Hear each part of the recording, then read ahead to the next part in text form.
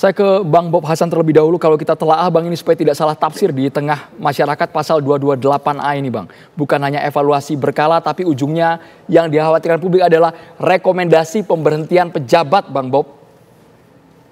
Ada hal yang penting harus saya sampaikan bahwa selama ini bahwa komisi-komisi di DPR RI itu melakukan pengawasan ya, dan terus juga melakukan evaluasi.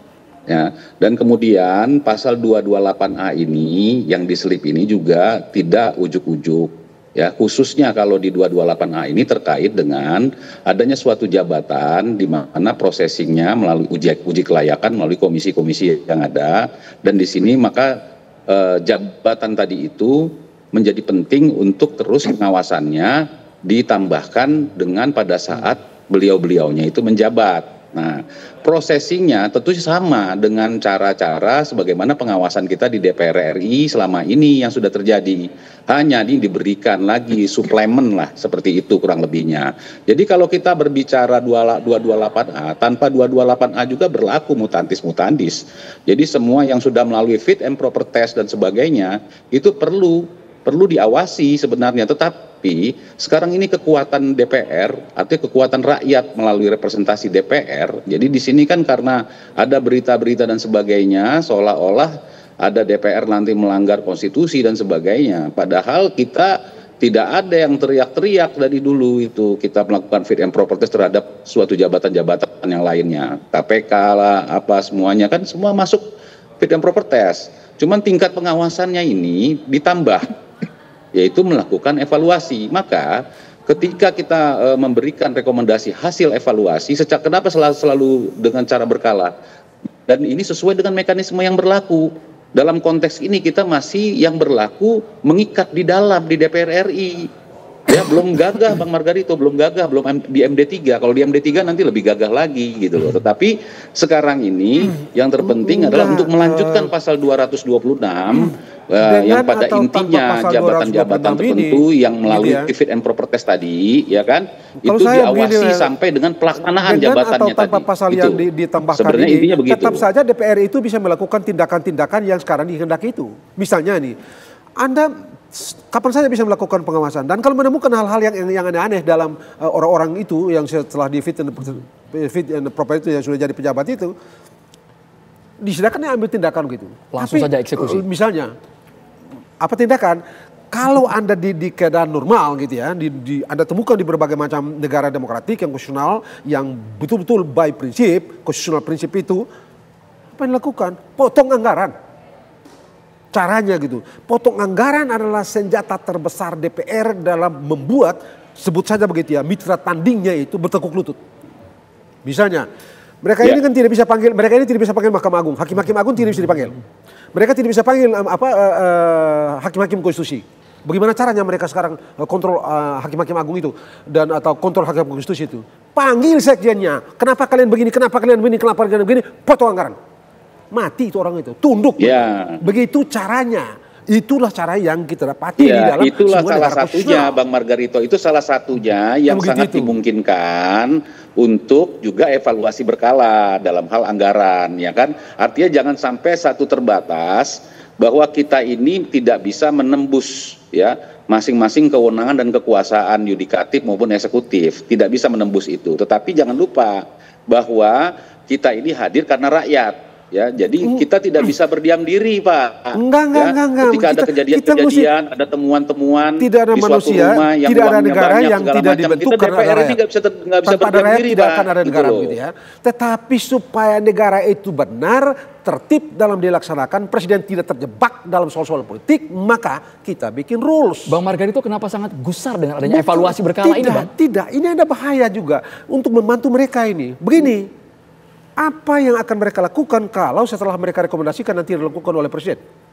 Karena katakanlah presiden memiliki pemikir-pemikir atau presiden memiliki keyakinan lain dari yang berbeda dengan mereka, lalu presiden tidak menindaklanjuti apa yang mereka rekomendasi. Apa yang terjadi?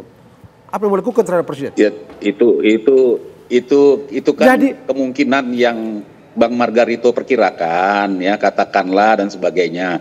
Selama ini semua pengawasan tuh berjalan, Bang. Ini hanya menambahkan, menyelipkan, meningkatkan pengawasan. meningkatkan pengawasan. Soal Itu pada intinya. Gitu. Jadi selama ini jalan kok, pengawasan itu jalan terus, nggak ada yang berkurang. Cuma kan jadi gitu soal ini adalah, nah, artinya akhir dari evaluasi berkala ini adalah rekomendasi kepada, tadi kan bilang rekomendasi itu berjalan sebagaimana mestinya, sebagaimana ketentuan peraturan rekomendasi yang nanti dikeluarkan dalam evaluasi berkala itu kan tadi ditulis itu mengikat. Tadi mengikat kan itu? Mengikat siapa? Mengikat di dalam tentunya kegiatan kita yang selama ini dari pasal 226 sampai dengan pasal 228. Mengikat terhadap apa yang fit and proper test dan sebagainya. Dengan di internal atau kita, tanpa bukan mengikat ada kepada pasal yang ada sekarang Pak. ini juga tetap tidak saja pengawasan kita itu ini dilakukan. Legislatif, Pak, gitu loh. Iya, tiba-tiba dengan atau tanpa pengawasan yang ada sekarang ini kan tetap saja gitu pengawasan itu dilakukan. Begitu ya. Masalahnya sekarang adalah dalam penyusupan dalam pensipan pasal itu tadi ada berakhir dengan rekomendasi yang sifatnya mengikat. Mengikat siapa? Itu soalnya. Mengikat keluar. Jadi rekomendasi yang mengikat siapa?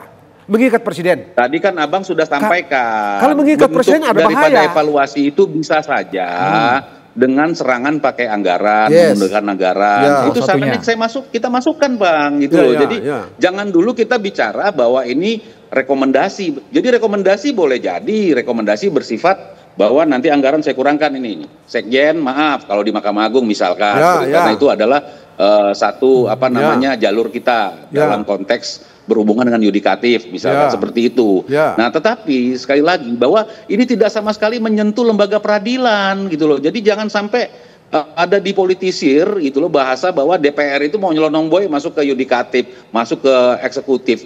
Jadi kita harus yakin juga bahwa eksekutif juga punya keteguhan ya bahwa masukan dan sebagainya kami tidak terlepas daripada pengaduan dari masyarakat, Bang. Gitu loh. Sehingga kita DPR mesti awasi eksekutif. DPR itu dibikin dari sejarahnya untuk awasi eksekutif supaya eksekutif tidak ngaco. Iya. Jadi mesti awasi mereka, awasi dari waktu ke waktu. Termasuk awasi juga Mahkamah Agung, tapi bukan judicial bisnisnya yang dicek. Ya main politik lah di situ itu. Katakanlah Anda mau nembak ini judicial bisnisnya, tetapi covernya itu isi perut mereka yang Anda cari. Misalnya anggaran, pukul di situ habis-habisan. Mesti diawasi, sebab kalau tidak diawasi bahaya juga. Jadi Bang Bob harus dijawab, Bang Bob Hasan sekalian dijawab sesuai dengan judul kita pada sore hari ini. Pengawasannya ini bukan pengawasan kepada lembaga, Bang. Ya, jangan lupa, bukan kepada lembaga.